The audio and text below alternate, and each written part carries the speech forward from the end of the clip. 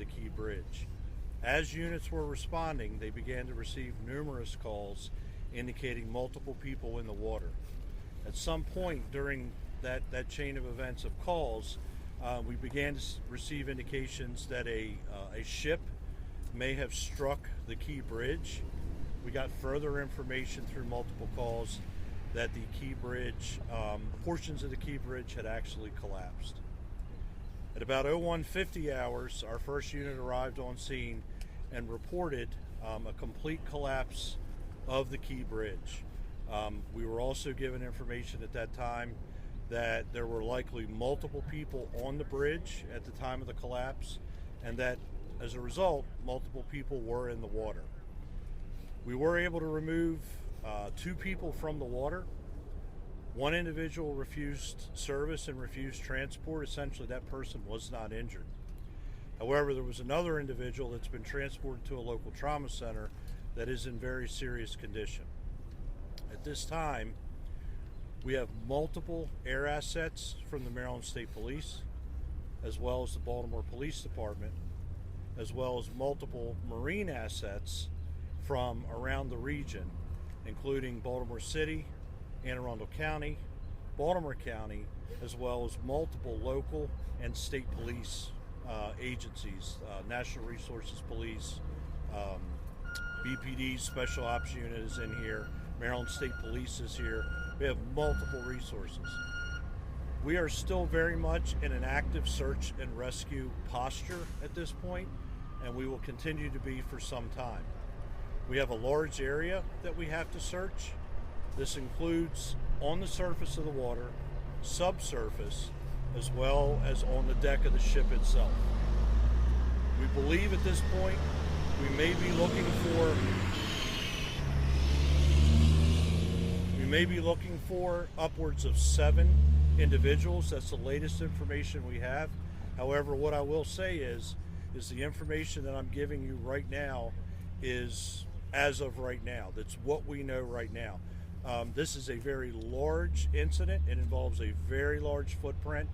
Multiple agencies are operating. Therefore, information is subject to change as we get more intel and as our crews work through the morning.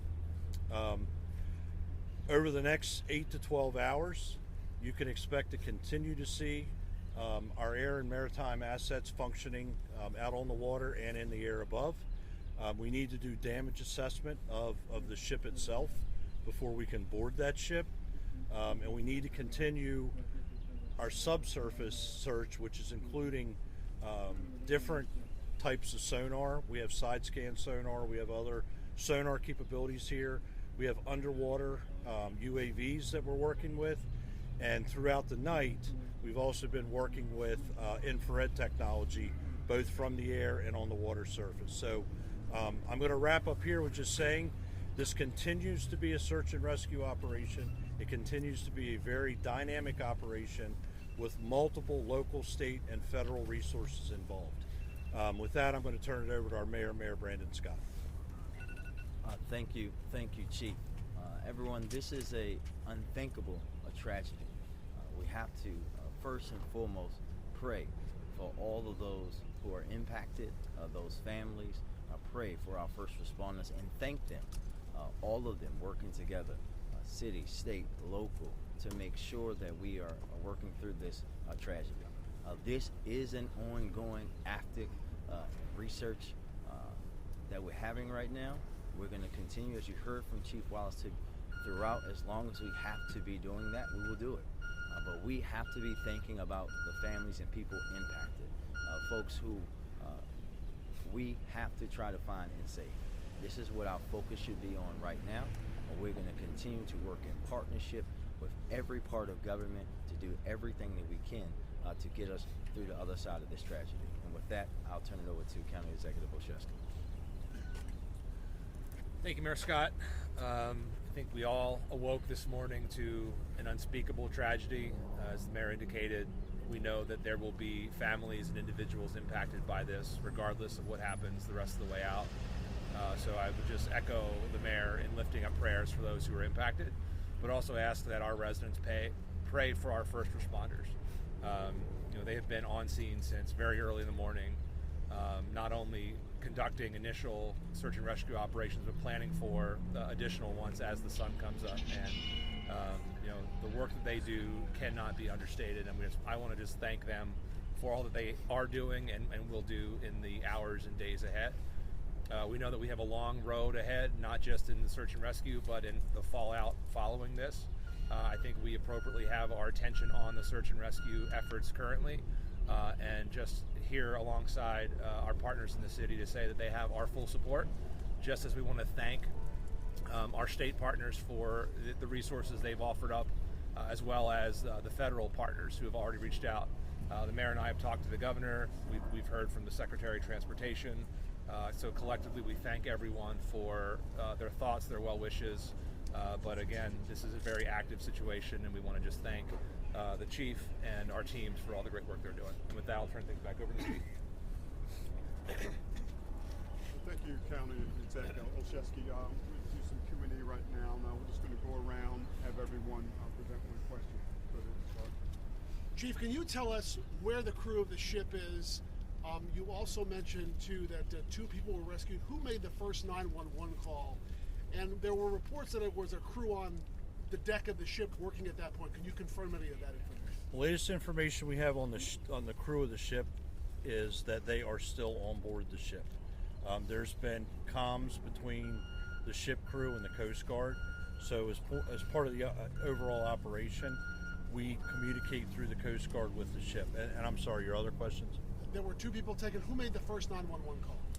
I don't know who made that call yet. Okay, and were there other workers on the deck of the ship or deck of the bridge at this point? We had heard that information. Can you confirm that? We were being told there were workers on the bridge. We have yet to confirm that. We'll work with MDTA to obviously to get that information. About how many cars were on that ship? Last question. On the deck of the bridge at the time it collapsed. Do you know? Don't have a number. I can tell you our sonar has detected the presence of vehicles submerged in the water. I don't have a count of that yet. Thank you. Next. Chief, you mentioned upwards of 7 individuals that you're looking for. We've heard reports of as many as 20 individuals. Can you just paint a more clear picture of about how many people actually fell into the water, how many people you might be looking to rescue, and also if you can give an idea of how many vehicles, although you might not have the answer, but really just the search and rescue mission? Yeah, I'll start with the last one. So I don't know how many vehicles yet. I know that we have detected the presence of vehicles. As far as the number between the 7 and 20, that's been a dynamic count throughout the morning, just given the fact that we haven't yet nailed that number down.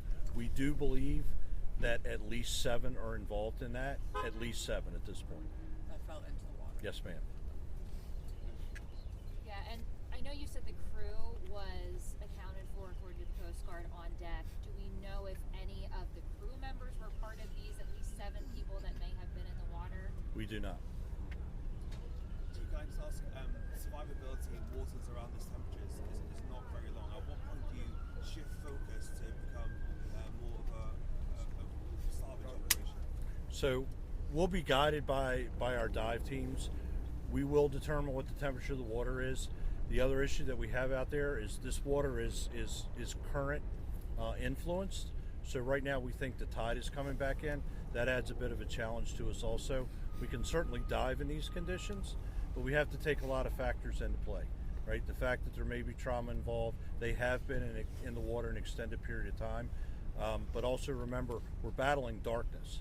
So, it's quite possible that we may have somebody there that we've not seen yet, and as they work closer to the debris field, they'll obviously make those determinations. But we're going to rely on the experts, which are our dive masters that are here, our dive team, to tell us when they believe we've reached that non-survivability point. Thank you. Yes, sir. Janine? Chief Wallace, was there any indication that there was a problem on the ship? Was it led in by tugboats at any point? Was there any mayday? Like anything that can, so far early on, point you to something went wrong? We do not have that information with regard to the investigation. I would refer that to law enforcement. My focus since 1:40 this morning has been that rescue operation. So far there's been no indication that any kind of like an emergency dispatch came from that ship beforehand? I have no information about that, ma'am. Have you been able to talk to the pilot pilot on that bridge? The pilot on the vessel? Yeah. We have not talked to the pilot on the vessel. The rescue personnel, the rescue operation, we have not interacted. So just back over here. What can you tell us about the victims that were pulled from the water? Man, woman. I don't have age Update and on condition, sorry, again. I'm sorry. Update on the condition as well. Yeah, I don't have age and gender on either. One patient refused service, right? Really, they weren't injured. The second patient, however, was seriously injured and is at an area trauma center. Are you including them in the at least seven people? We don't know yet if they're part of that 7. Okay. The patient is injured severely enough that we've not been able to debrief that patient.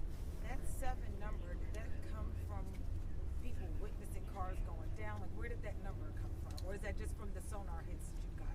No, that was the initial information that we got as we were arriving on the scene, that number. And that number, again, as I said earlier, has fluctuated, right? But that 7 has been a consistent number. How many agencies are here assisting right now with this Oh, wow. recovery?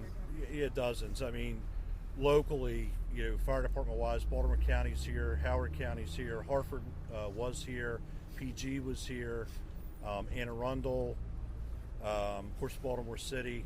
And a lot of those agencies are here by virtue of the fact that they may have specialized equipment that we need during an incident like this.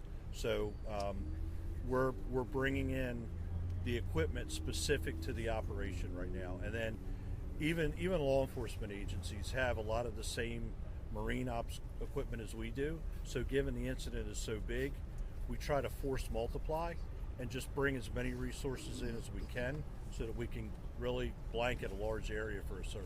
What about the fuel spills? What kind of resources are you bringing in to mitigate that? We've not been able to confirm that we actually have an active fuel spill from the vessel. We've had odors of diesel fuel. The Maryland Department of the Environment is here, as well as the Coast Guard, so they would take leads on that as well. We hope as the sun comes up a little bit with the air assets that are up to get a much better picture, if we do have a fuel spill, what the impact has been so far. Talk about the air assets that are up as the daylight comes up. How's that going to impact that with those resources? Yeah, Maryland State Police has been here. Foxtrot is also working this. There are 2 air resources right now. I don't know that we won't bring any more in, but right now they're the 2 primary. Air reconnaissance on something on the open water it's an invaluable resource. And we've been very fortunate to have it because as we put people out in the dark on the water to conduct searches, they have that degree of overwatch from those assets. So it's been an invaluable resource for us. Mr. Mayor, Mr. Executive, we're talking about search and rescue. I know that, and that's where the focus is right now. I was awakened with this news. We're all awakened with this news. I've seen the video. What do you make of the totality of this incident? What are you thinking about what you've seen and what this community's experienced now?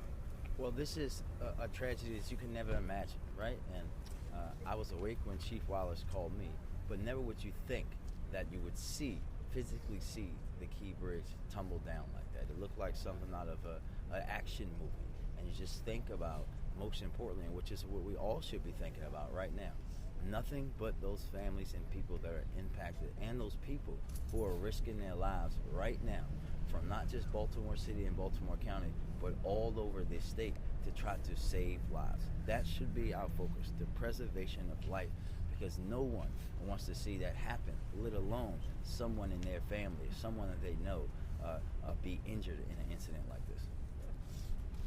We'll take 2 more questions. Your thoughts That'll about be what this community's experiencing this morning. Look, I think that folks are stunned. I think folks are reeling. And I think that's particularly true for people who are worried about their loved ones right now.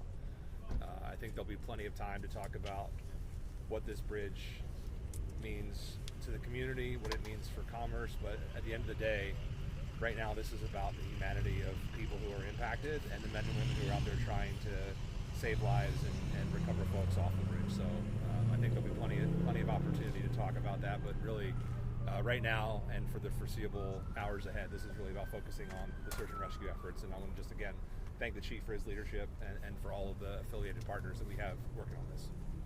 Chief, I know there's the fact that this could have been intentional, that this could be some kind of act of terrorism or That's not my focus here, ma'am. That's part of the law enforcement investigations. I would defer to the proper authorities for that. And actually, can I ask, we saw something similar to this happen in Philly when 95 came, a portion of that came down. I know you said that you guys have spoken to Secretary of Transportation, I'm assuming Buttigieg. Has he made any comment about the assistance like we saw in Philly being rushed through to get this taken care of? No, thank you. I spoke with Secretary Buttigieg directly. He and his team said that they're going to obviously work with us throughout this incident and work with not just the city and county, but really the state of Maryland to make sure that we have every resource that he and the federal government can provide. How long is it going to take to rebuild this, Mayor? I think right now, sir, listen, we shouldn't even be having that discussion right now. The discussion right now should be about the people, the souls, the lives that we're trying to save. There will be a time to discuss about a bridge and how we get a bridge back up. But right now, there are people in the water that we have to get out, and that's the only thing we should be talking about. I want to thank To go you back all. to the question about the terrorism, there is absolutely no indication that there's any terrorism, that this was done on purpose. Our criminal intel is working with the FBI and other federal and state agencies to get all the intel that we have, but there's absolutely no indication that it was intentional. Thank you, everybody. Okay, I want to thank you all. I will be advising you, updating you on the next briefing. Took me a couple hours. Will that be here, Kevin? He said yes, it'll be here. Yeah.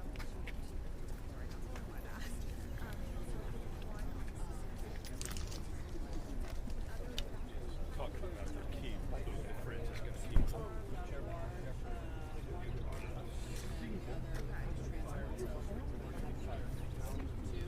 And there's